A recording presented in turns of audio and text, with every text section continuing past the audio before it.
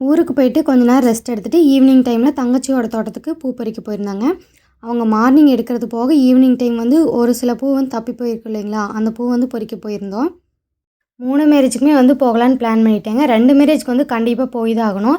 ஏன்னா 2 பேருமே வந்து என் கூட படித்த பசங்களோட அக்காங்க மேரேஜ். அவங்களும் எங்களுக்கு வந்து ரிலேட்டிவ்ஸ் தான். ஈவினிங் 6 மணிலேருந்து 9 மணி வரைக்கும் ரிசப்ஷனுங்க. ஃபஸ்ட்டு ரிசப்ஷன் போயிட்டோன்னா காலையில் வந்து எந்த முகூர்த்தத்துக்கு போக முடியுதோ போய்க்கலான்னு ரிசப்ஷன் கிளம்பி போயிட்டோம்.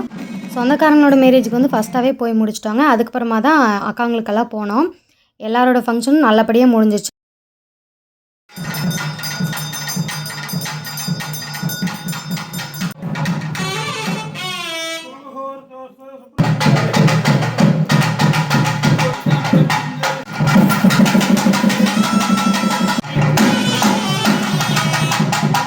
காலையில் 5 மணிக்கு கிளம்பி வந்து போயிட்டோங்க. இந்த மலை வந்து மூவிசா மலைன்னு சொல்லுவாங்க, எங்கள் ஊர் சைடு இருக்குது. அந்த மலைக்கு வந்து ஃபஸ்ட்டாக போயிட்டோன்னா ரிட்டன் வரும்போது இருக்கிற மேரேஜ் எல்லாம் பார்த்துக்கலான்னு சீக்கிரமாகவே போயிட்டோம். அந்த முகூர்த்தத்தை முடிச்சுட்டு இன்னொரு முகூர்த்தம் வரும்போது பார்த்திங்கன்னா அந்த முகூர்த்தம் வந்து முடிஞ்சிருந்தது. சரி அவங்களையும் பார்த்து பேசி வச்சுட்டு ரிட்டன் வந்து வீட்டுக்கு போயிடலான்னு கிளம்பிட்டோம். நாங்கள் போகிற டைம் பார்த்திங்கன்னா பொண்ணு மாப்பிள்ளையெல்லாம் வந்து ரீல்ஸ் பண்ணிகிட்டு இருந்தாங்க. எங்கள் அப்பாவும் அப்பத்தா வந்து சாமி பாடல்கள் வந்து பாடிட்டு இருந்தாங்க. அவங்களையும் பார்த்து பேசிவிட்டு ரிலேட்டிவ்ஸையும் பார்த்து பேசிவிட்டு நமக்கு முக்கியமானது வந்து போகர் சன்னதி தாங்க. அங்கேயே போய் சாமி கும்பிட்டுட்டு பொங்கல் தான் அதை விட முக்கியம். அதையும் வாங்கிட்டு வீட்டுக்கு போயாச்சு. தேங்க்ஸ் ஃபார் வாட்சிங்.